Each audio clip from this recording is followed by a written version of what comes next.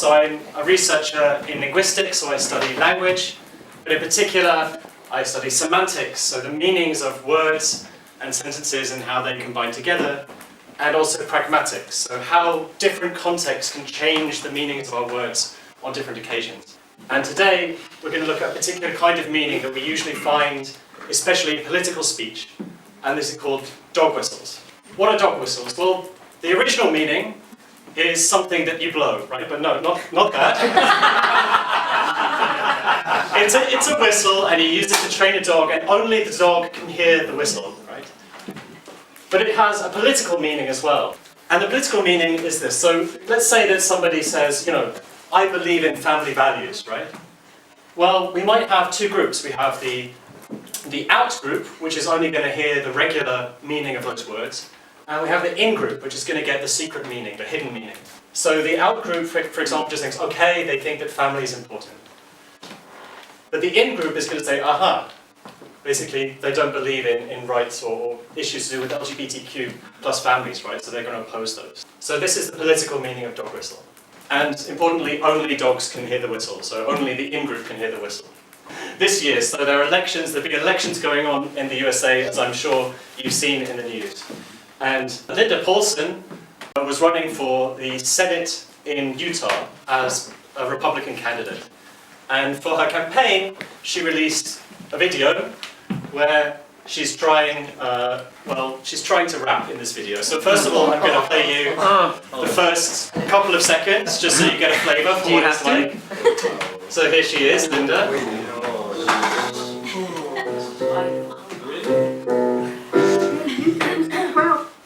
Okay, so there's Linda Paulson. But now I'm going to play you about 15 seconds of this rap from the middle.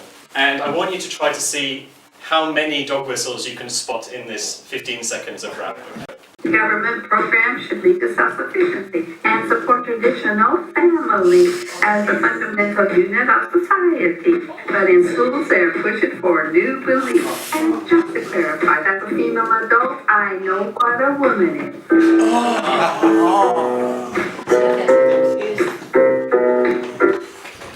Yeah, she fit in a lot. Yeah. I don't think she's spoken anything but dog whistles. I think that's right. I counted a minimum 3 in just 15 seconds. So, support traditional family. Well, this is a dog whistle. What's it mean? Something like, well, she's not going to recognise or support things like LGBTQ plus adoption or marriage. In schools, they're pushing for new beliefs. This is maybe 2 dog whistles in one, right? So on the one hand, she doesn't. Perhaps you could say that she's communicating that she doesn't believe in educating people about LGBTQ issues, but also in the American political context, this is also probably a reference to critical race theory at the same time, so she's fitting two in one there. And, basically, arguably, she's communicating that she doesn't believe that trans women are women. So, what can linguistics say about dog whistles? There's been some interesting research recently, but we're going to try and answer a couple of questions. So one is, why is it so safe for politicians to use dog whistles, right? So why do they use them, and why can they seemingly not be blamed for them? And also, given a better understanding of what dog whistles are from linguistics, what can we do to combat them? So some interesting work done, especially by Henderson McCready recently. So let's say when someone says support traditional family, we have our out group and our in group, right? And one of the ingredients of game theory are rewards and costs, right? For example, if the out group gets the neutral message, that could be good, so you get +1. If they get the homophobic or LGBTQ phobic message, that's bad for the speaker trying to use the dog whistles, that's -1. For the in group, if they only get the neutral message, or it's bad but not as bad, so -0.5, and +1 if they get the LGBTQ phobic message, right? So these are costs and rewards. So for example, if the out group gets the neutral message and the in group gets the LGBTQ phobic message, then you can just sum up the rewards, and so 1 + 1 is 2.